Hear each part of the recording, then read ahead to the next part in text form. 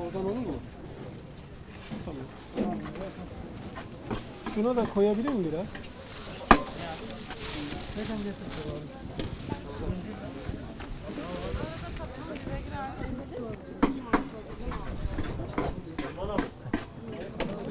Ramazan öncesinde yaklaşık 10 bin ile 15 bin arası yemek çıkıyordu 3 öğün olarak.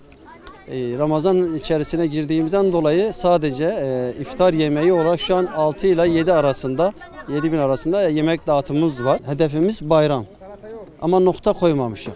Eğer gereksinim olduğu sürece biz devam edeceğiz inşallah.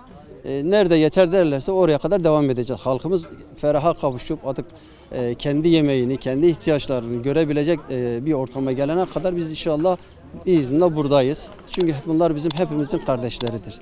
Biz sahip çıkacağız Allah'ın izniyle.